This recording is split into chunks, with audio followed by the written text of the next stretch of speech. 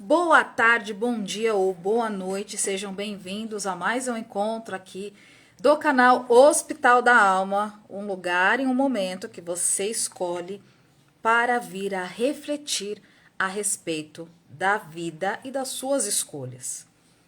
Hoje nós estamos no nosso segundo episódio da série As Dores da Alma, onde nós vamos ler e estudar o livro As Dores da Alma. E por que a gente fará isso? Porque faz todo o sentido aqui dentro do Hospital da Alma nós entendermos o que são as dores da alma, por que as pessoas fazem terapias, o porquê que elas têm conflitos, o porquê que elas têm depressão, o porquê que elas passam por várias síndromes.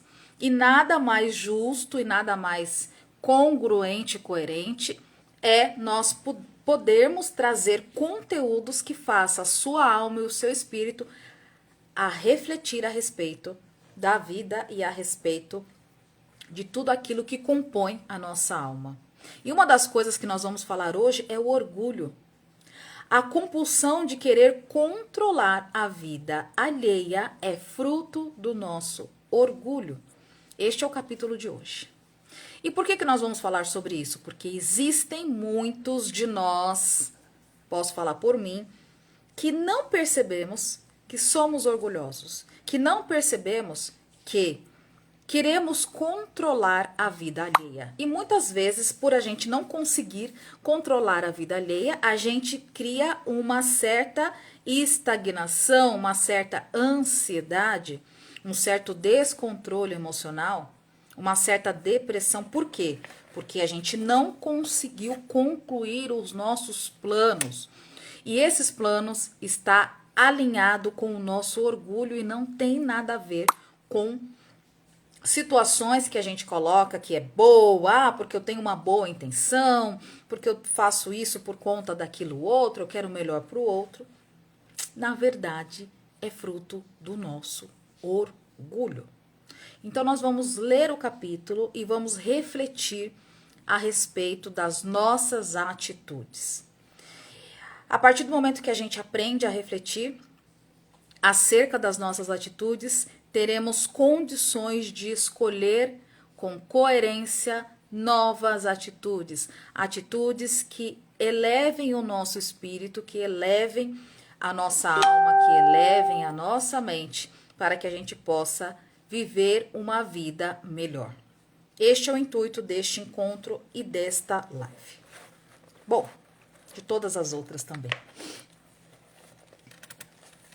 O livro começa assim: para ser bom mestre, não é preciso fazer seguidores ou discípulos, nem mesmo possuir cortejos ou comitivas, mas simplesmente fazer com que cada ser descubra em si mesmo o seu próprio guia.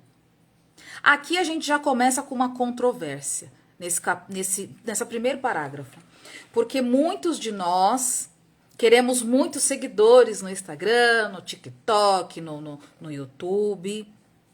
Porque a gente acredita que ter seguidores, que ter um monte de pessoas nos seguindo é um bom sinal e significa dizer que nós estamos sendo um bom mestre. Não. Não significa dizer querer esses todos seguidores, todas essas pessoas junto com você é fruto do orgulho. Porque o bom mestre mesmo ajuda esse próprio discípulo, essa pessoa, a seguir o seu próprio guia. Quem é o próprio guia dessa pessoa? É o próprio coração.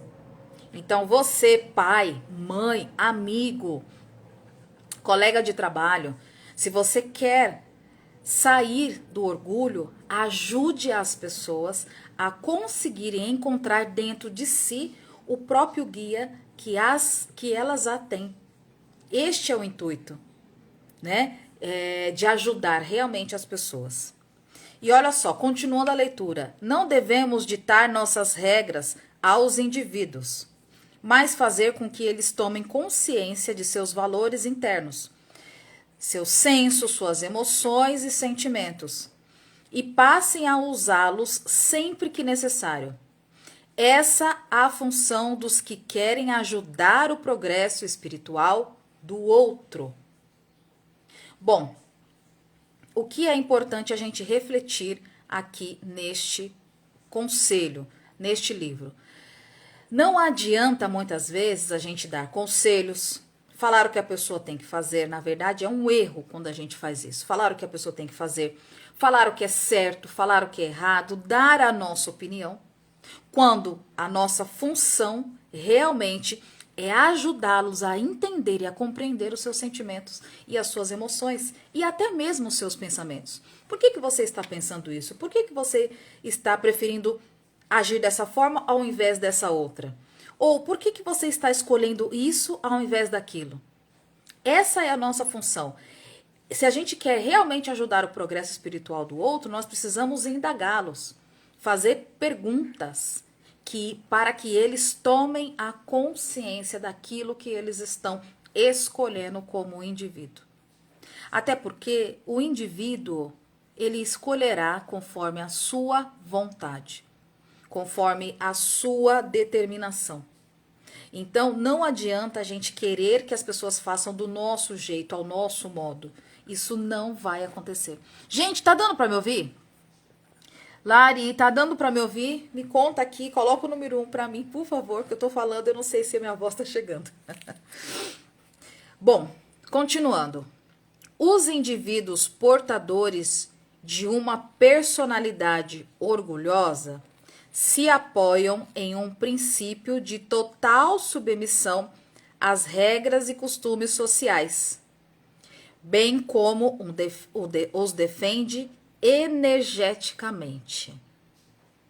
Aqui essa parte me pegou, porque olha só, os indivíduos portadores de uma personalidade orgulhosa se apoiam em princípios de total submissão às regras e costumes e os defende energeticamente.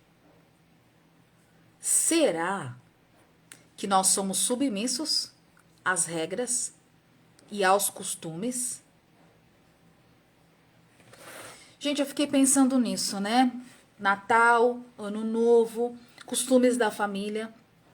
Existe no nosso núcleo familiar e no nosso núcleo de amizades regras e costumes pré-estabelecidos. E isso não é algo tão bom assim, porque aqui o que está dizendo é que quando a gente é submisso a essas regras e a esses costumes, sem pensar a respeito daquilo, sem perceber se aquilo realmente é valioso para nós ou não, nós estamos com uma personalidade orgulhosa. Uau! Quantos dos nossos costumes e regras nós somos submissos? Isso está relacionado ao orgulho. Ao orgulho de querer que as coisas sejam dessa forma, que as coisas não mudem nunca. Comecem a perceber as pessoas que não querem que nada mude. Comecem a perceber as pessoas e até a você próprio que se apoiam nas regras e aquilo pronto acabou e nada pode ser diferente. Isso é fruto do orgulho. Vamos ficar atentos a nós mesmos e vamos ficar atento aos costumes da nossa família, aquilo que a gente compra do nosso sistema familiar, do nosso sistema de grupos, como uma verdade absoluta. Será? Será que as nossas verdades que a gente coloca no mundo é isso? Será que aquilo que a gente leu é aquilo mesmo?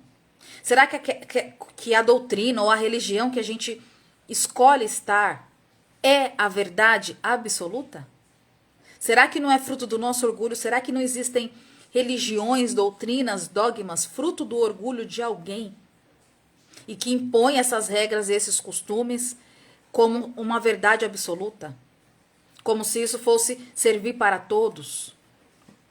E não servindo para alguns, então a pessoa que é o problema e não a doutrina e não o costume? Vamos pensar a respeito disso, gente. Isso é muito sério. Esse paragrafinho aqui, eu fiquei alguns minutos pensando sobre isso. Falei, será que eu faço isso? Eu tenho algumas regras e alguns costumes aqui na minha casa. Será que isso não é fruto do meu orgulho? Ah, tem que limpar a louça antes de tal coisa. Tem que fazer tal coisa antes de tal coisa. Não pode fazer isso, tem que fazer aquilo primeiro. Esses dias eu estava fazendo uma comida aqui, tinha algumas pessoas. Aí o que eu fiz? Primeiro, eu não fritei o alho e a cebola em primeiro lugar. Eu fritei o frango e depois eu fui fazer o alho e a cebola. E aí eu escutei assim, tá errado. Tá errado isso aí. Você tem que fritar o primeiro o alho, depois a cebola, depois o alho, e depois você coloca esse objeto para cozinhar. Eu falei, mas eu quero fazer diferente hoje. Qual que é o problema? Será que não é fruto do nosso orgulho até essas regras e esses costumes bobos que a gente estabelece dentro da nossa casa? Nós precisamos estar atento a essas informações. E aquilo que a gente faz no nosso dia a dia como costume. Por quê? Qual que é a tendência de quando a gente defende energeticamente esses costumes? A gente começa a criticar o outro, achar que o outro está errado. Achar que o que a gente faz é melhor e aquilo que o outro faz não presta. Essa é a nossa tendência. Por isso que ele diz que tomem cuidado, porque isso pode ser uma personalidade orgulhosa. Vamos ficar atentos a nós mesmos. Vamos nos observar, hein? Continuando. Utilizam-se de um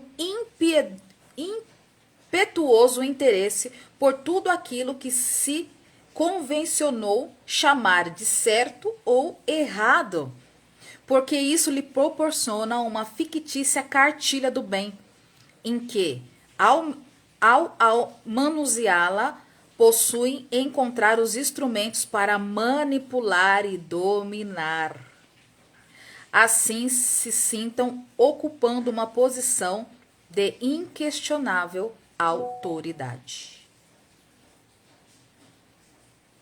Ou seja, aquilo que a gente se convence que é o certo, que é o errado, a gente coloca ficticiamente na nossa mente, como se fosse uma cartilha do bem, e aí a gente começa a manipular e a dominar as pessoas, as situações, filhos, marido, esposa, como se aquilo que a gente fizesse fosse inquestionável. A nossa cartilha é inquestionável.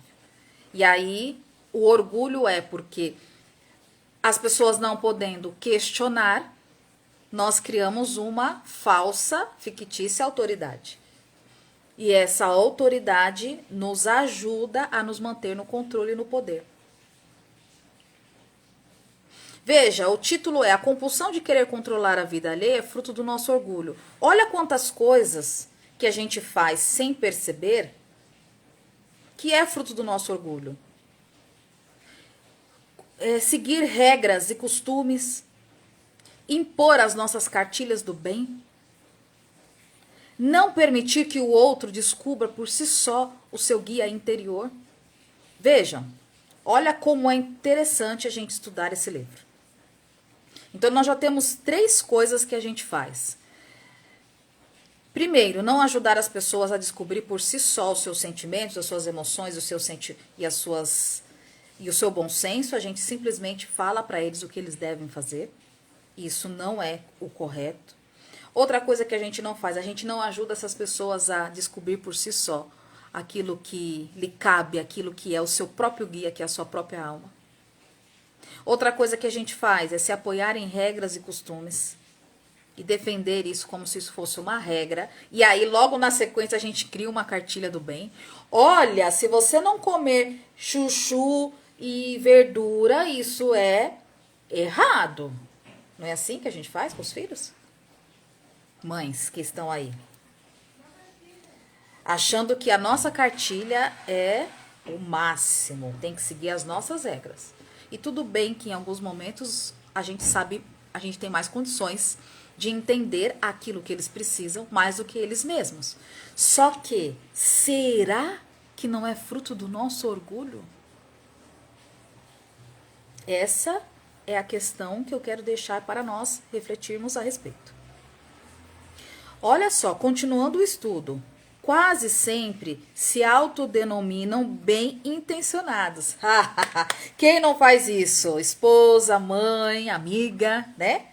quase sempre se autodenominam bem intencionados e sustentam uma aura de pessoa delicada, evoluída, desprendida, distraindo os indivíduos para que não percebam as expressões sistemáticas que denunciaram suas posturas de severos críticos, policial e disciplinadores das consciências. Eita! Aqui o bicho pega. Por quê? Eu li recentemente um livro chamado Mais Esperto que o Diabo. E neste livro fala que no plano espiritual inferior tem muitas pessoas com boas intenções. E o livro está dizendo que às vezes as nossas boas intenções não são boas intenções, são simplesmente expressões viciadas da nossa postura de crítica, da nossa postura de disciplinador de consciência. Ou seja, eu tenho uma boa intenção, por isso que eu estou te aconselhando. Não faça isso, não faça aquilo outro, não faça aquilo outro, porque eu tenho uma boa intenção. Será que a nossa boa intenção não está distraída e dissimulada pela nossa crítica severa lá no fundo? Será que lá no fundo nós não somos severos e críticos, a ponto de querer disciplinar as consciências alheias ao nosso modo, com o pretexto de que temos boas intenções? E nós, esposas, né? O que fazemos com os nossos maridos? Ai, a minha boa intenção. Aí a nossa boa intenção, a gente vai manipulando, a gente vai dominando, vai disciplinando a consciência e esquece que existe um tempo certo para as pessoas crescerem, para as pessoas evoluírem. A gente falou isso no primeiro tema do orgulho. Existe um tempo certo para tudo, nada é inútil no universo. Se nada é inútil no universo, e o livro explica que nós, sem perceber, começamos a manipular as coisas ao nosso bel prazer, com a nossa boa intenção. Podem perceber, às vezes você está com uma boa intenção, você chama o seu filho, seu marido, amigo, fala, então eu queria te dar um conselho, mas isso aqui, olha, veja bem, eu estou com boa intenção. E a gente vai lá, crau, tá errado, isso não pode, isso, aquilo, pá. Porque no fundo, nós estamos querendo o quê? Disciplinar aquela pessoa ao nosso modo. Pesado, né? Pesado. Eu já fiz isso, gente. Muito. E faço de vez em quando ainda. O que é o legal deste livro? Ele começa a abrir o nosso entendimento das nossas atitudes. E ele faz com que, a partir daí, a gente comece a ter atitudes com mais consciência. Será que aquilo que eu vou falar para o meu amigo, aquele conselho, é realmente um conselho? É realmente algo que vai ajudar ele a, por si só, descobrir o seu próprio guia interior? Ou é porque eu quero que ele faça ao meu modo? Então, olha que importante a gente começar a refletir a respeito de coisas que a gente faz no automático e a gente não percebe. E muitas vezes a gente faz isso com a nossa autodenominação de boa intenção e a gente também é mal interpretado. Ou é só comigo que acontece isso? Fala aí, gente. Ou é só comigo?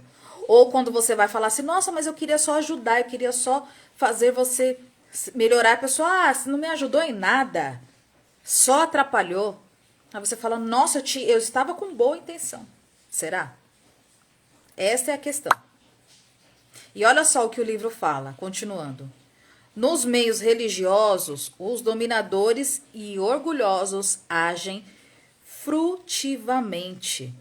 Não somente representam papéis de virtuosos, como também acreditam que o são, porque ainda não alcançaram a autoconsciência. Exigem e esperam obediência absoluta. São super preocupados com a exatidão, a ordem e a disciplina.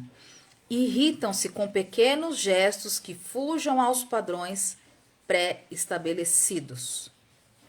Possuem uma inclinação compulsiva ao puritanismo, despertando com isso a simpatia e considerações das pessoas simplórias e crédulas.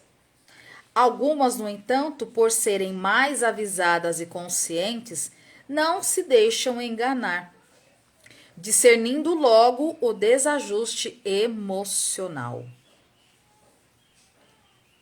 Quem já passou por isso em uma religião? Ou com um professor? Ou com aquelas pessoas de autoridade?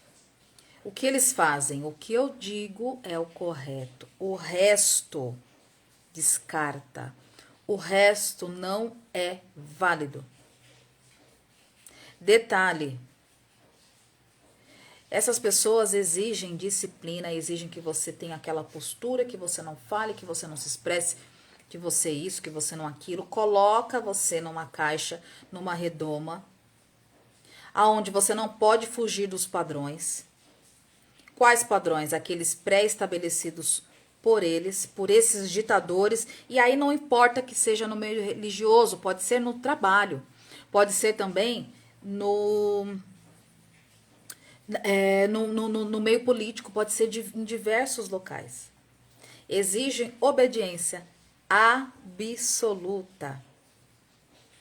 Ou seja, as pessoas despertas percebem esse desajuste emocional e caem fora. E tem muitos locais, gente, que é assim. Se a gente não tomar cuidado, a gente é manipulado, a gente acaba fazendo as coisas que esse pessoal pede pra gente fazer, com um bom intuito de que é o padrão, você precisa seguir o padrão. Muitas pessoas não têm condições de seguir esse padrão e acabam seguindo ainda assim, mesmo sem condições, e acabam não se dando tão bem, porque não conseguem pensar por si própria. E não conseguem também compreender que aquela manipulação disfarçada de bom senso pode ser orgulho daquele dirigente ou daquele ambiente. Quando eu li isso aqui, eu me lembrei de algumas situações. Eu já fiz parte de vários núcleos religiosos e alguns deles falavam assim: você não pode ler tal coisa, você não pode estudar tal coisa, você não pode fazer terapia, você não pode isso, você não pode aquilo. E eu pensava, por que não? Por que eu não posso estudar? Por que eu não posso ler? Né? Por que eu não posso ler o evangelho? Por que eu não posso fazer tais coisas? Eu achava aquilo muito estranho. E hoje eu entendo que é fruto do orgulho desta pessoa em manter a dominação dentro daquele grupo. Por quê? Qual que ele fala? Quando as pessoas são simplórias e crédulas, elas acreditam. E elas acabam deixando-se levar por aquela situação. E o que é mais importante? A gente pensar, será que a gente também não faz isso? Como mãe, como esposa, a gente coloca, né, as coisas para ter aquela obediência absoluta, né, aquela exatidão, aquela ordem, aquela disciplina dentro de casa, às vezes, ou no nosso mundo de trabalho, sem perceber que isso é fruto do nosso orgulho. Eita, gente, lascou, né? Eu devia começar a live falando, vocês vão ouvir coisas hoje que vocês não queriam ouvir. Porque realmente é bem complexo. Olha só, a autêntica relação de ajuda entre as pessoas consiste em estimular a independência e a individualidade. E a compulsão de querer controlar a vida alheia é fruto do nosso orgulho, ainda que nesta relação.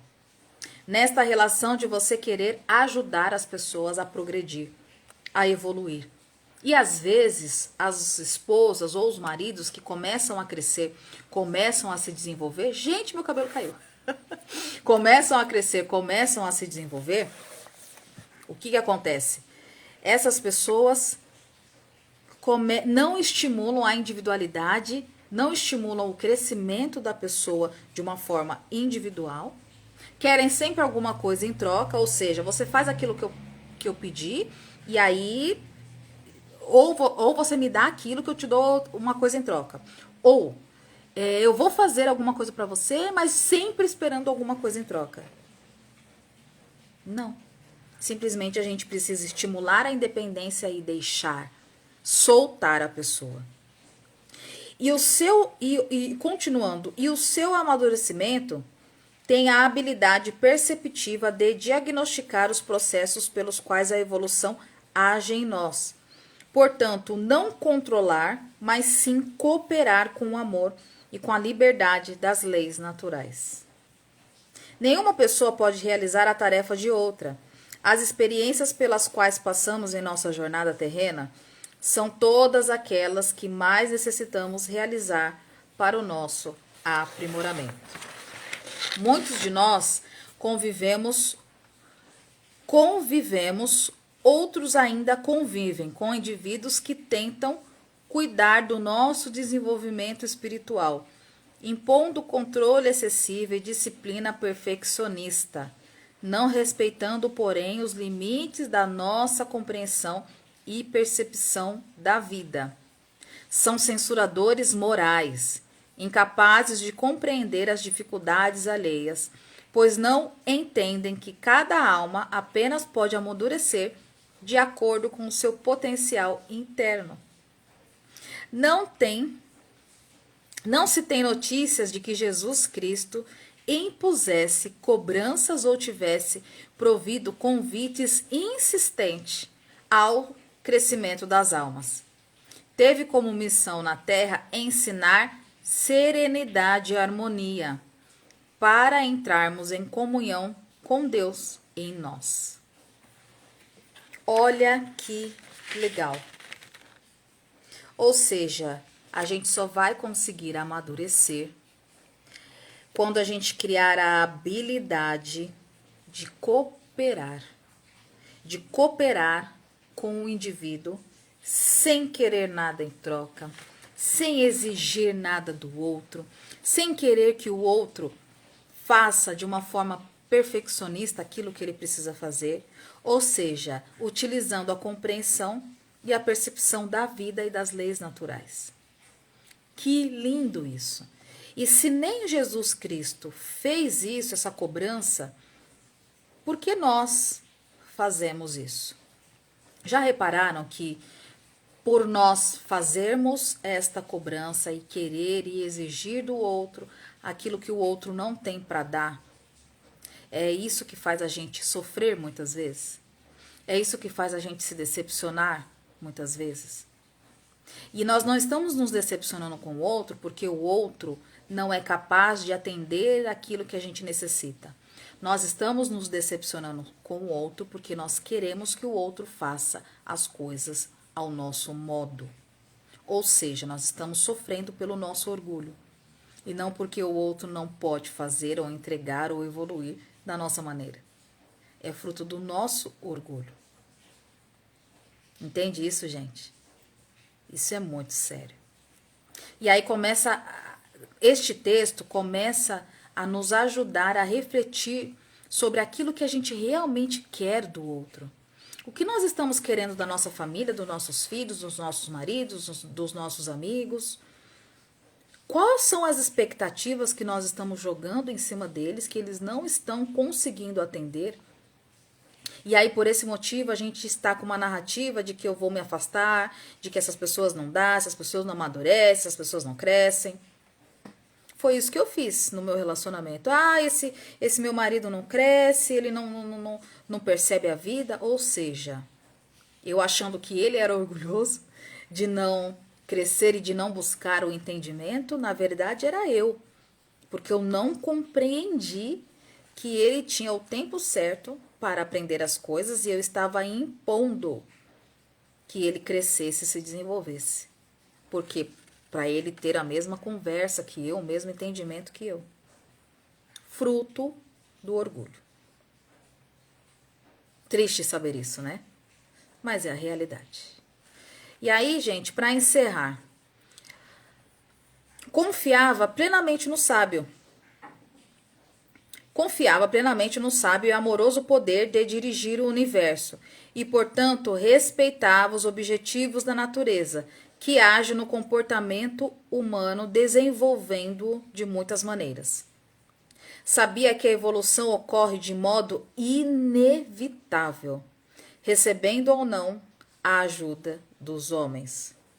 O mestre entendia que combatêssemos e lutássemos contra os nossos erros, poderíamos potencializá-los. Nunca usava força e imposição, mas de uma técnica para que pudéssemos desenvolver a virtude oposta. Gente, olha que importante isso. Jesus, quando ele veio fazer os ensinamentos, então o que está falando aqui? Que ele era um homem sábio e amoroso, porque ele dirigia-se às pessoas, ao comportamento humano, conforme o objetivo da natureza. Ou seja, ele plantava uma semente e deixava essa semente florescer por si só. A natureza não é assim? Planta a semente, rega e deixa, e solta. Ninguém fica lá, o vento não fica lá olhando, meu Deus, e aí, vai nascer flor, vai nascer... Os passarinhos não ficam assim nas flores. A natureza, ela é orgânica e ela é inevitável. Se você plantar, você colherá. Então, o que ele está falando aqui? O mestre, ele entendia e ele não ajudava as pessoas a combater e a lutar contra os seus erros. Não. Ele usava a técnica para que essas pessoas pudessem desenvolver a virtude oposta. Ou seja, se você é uma pessoa raivosa, ele não falava para você diminui essa raiva, para de ter raiva. Não, ele falava então desenvolva a compreensão, a compaixão, a paciência. Não lute contra a raiva, desenvolva novas virtudes. Entende a diferença? Às vezes a gente vai educar nossos filhos e a gente fala assim para os filhos: você não pode fazer isso. Ao invés da gente sugerir, que tal você desenvolver esta virtude? Às vezes nossos filhos falam assim: eu não sei matemática.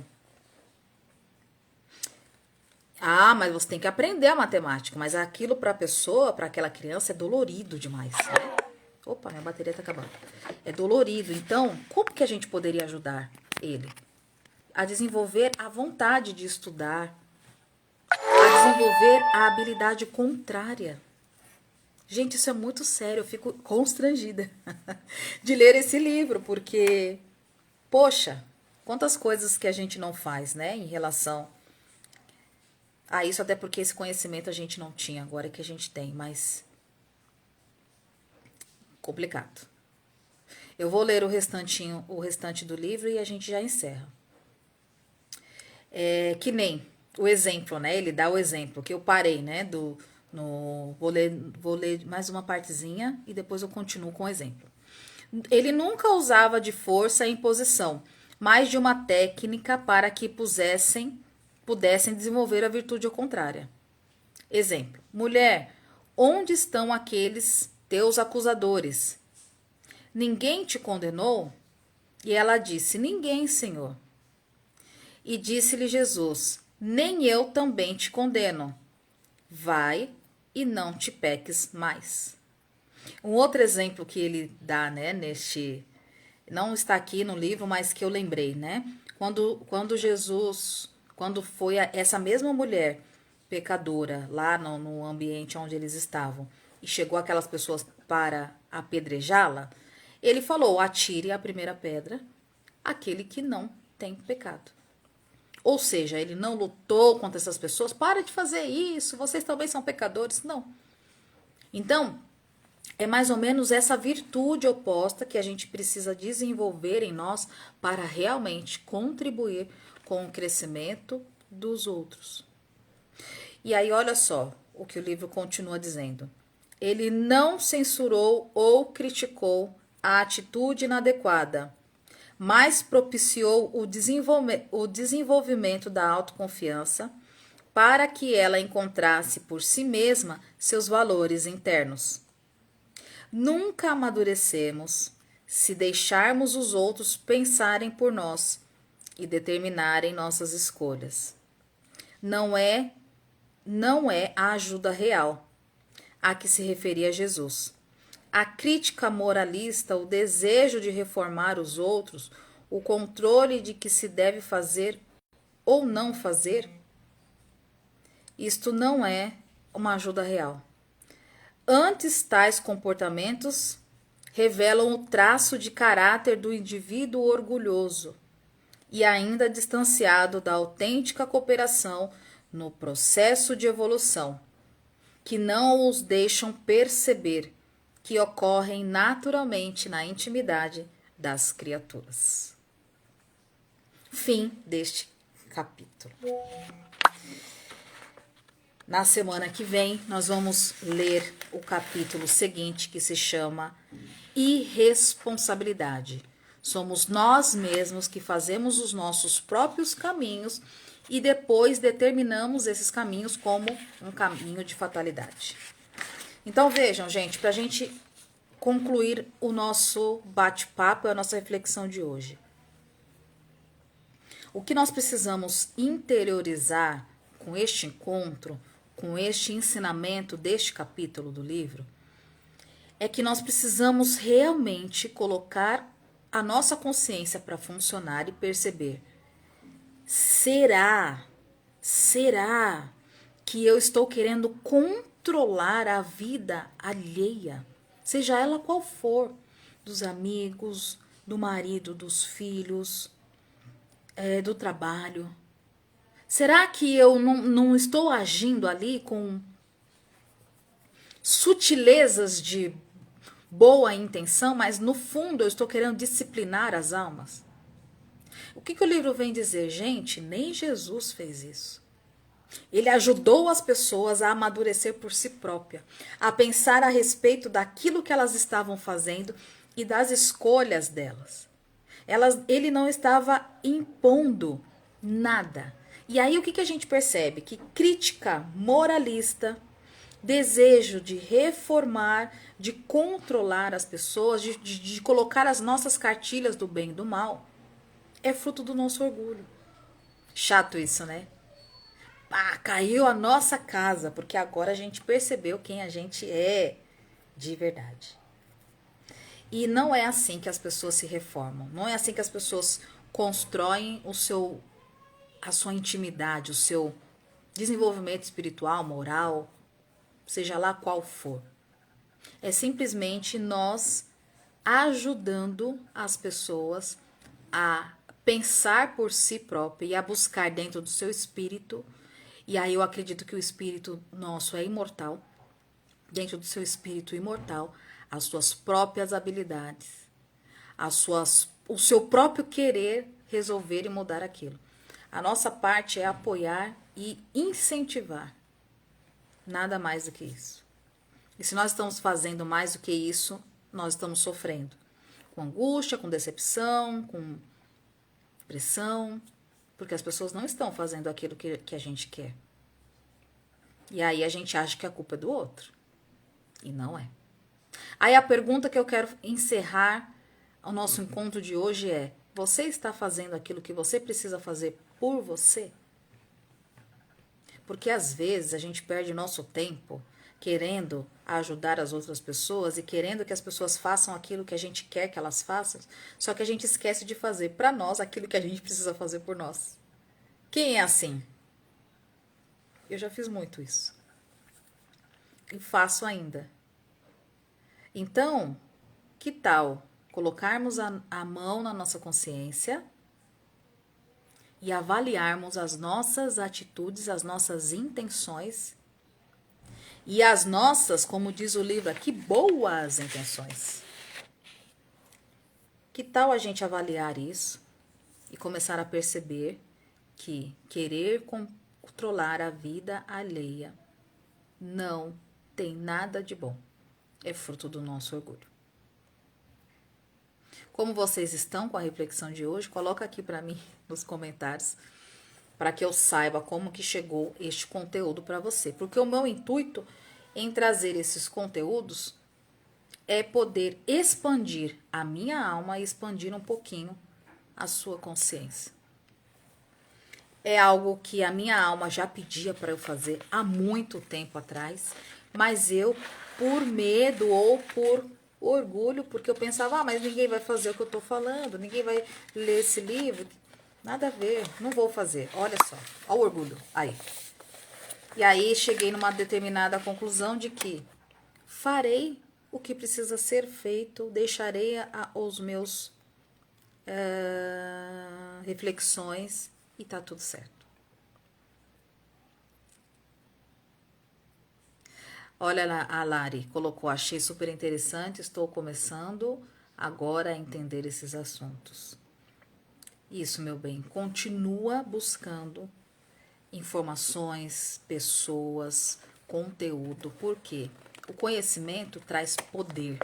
Qual o poder? De tomarmos decisões melhores, de termos mais consciência daquilo que a gente faz, de termos condições de avaliar os nossos comportamentos, de mudar aquilo que não está legal em nós, de avaliar e de ter compreensão daquilo do que o outro traz para nós.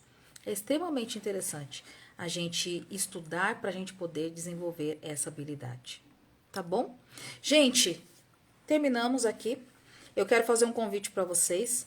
No dia 4 de março, nós vamos começar o grupo de estudo. Não será pelo Instagram, será via Zoom, que é o grupo de estudo Comunicação Não Violenta.